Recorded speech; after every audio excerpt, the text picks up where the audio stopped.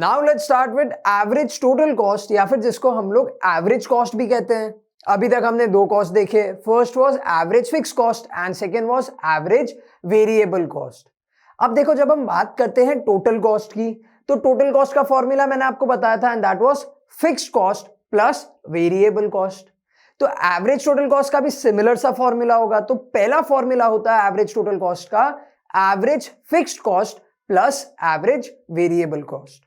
और दूसरे फॉर्मूले की अगर हम बात करते हैं, तो अभी तक मैंने आपको दो बार बता दिया कि एवरेज फिक्स कॉस्ट का फॉर्मूला होता है fix cost by quantity, average variable cost का फॉर्मूला होता है variable cost by quantity.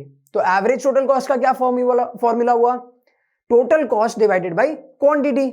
Simple सा है। देखो, average cost refers to the per unit total cost of production. जब हम बात कर रहे थे एवरेज फिक्स कॉस्ट की, तो वहां पे फॉर्मूला क्या था कि average fix cost refers to the per unit fix cost of production. ठीक है, यहां पे क्या हो जाएगा?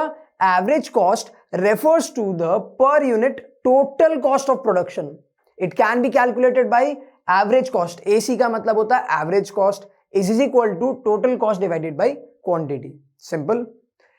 Average cost is also defined as the sum of average fixed cost and average variable cost. That is, average cost is equal to average fixed cost plus average variable cost. ये मैं आपको बता चुका हूं। सिंपल सा है। ठीक है, अब एक बार पढ़ते हैं एक ग्राफ की तरफ और एक शेड्यूल की तरफ।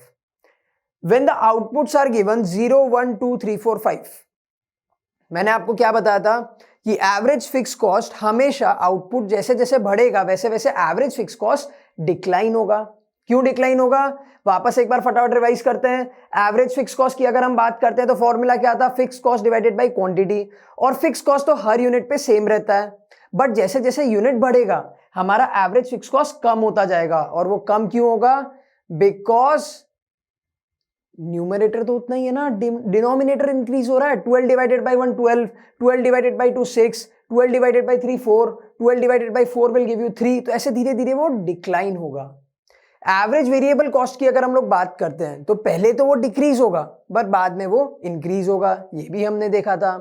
तो एवरेज कॉस्ट क्या निकलेगा? देखो, you have the outputs, you have the average fix cost, you have the average variable cost also। तो average cost क्या निकलेगा? देखो, 12 plus 0, average variable cost at 0 level of output will be 0 only। तो 12 plus 0 is 12, then 12 plus 6 is 18, then 6 plus 5 is 11, then 4 plus 5 is 9, 3 plus 6 is 9 again, and finally 2.40 plus 7 will give you 9.40। तो एक चीज आप देखो, 12, 18, 11, 9, 9 and 9.40, मतलब एक point पे तो ये हो रहा है डिक्लाइन, बट इस पॉइंट के बाद में वो वापस इंक्रीज होना चालू हो गया।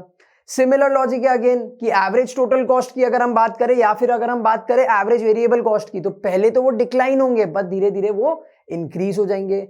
रीजन सिंपल है। देखो, वेरिएबल कॉस्ट अगर इंक्रीज हो रहा है, एवरेज वेरिएबल कॉस्ट भी अगर इंक्रीज हो रहा है, तो एवरेज टोटल कॉस्ट में एवरेज वेरिएबल कॉस्ट भी तो इंक्लूडेड है ना।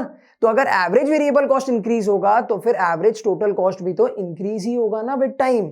सिंपल सा लॉजिक है। तो इसका ग्राफ कैसे बनेगा? पहले तो गिरेगा बट फिर बाद में it will again start increasing. Simple सा है।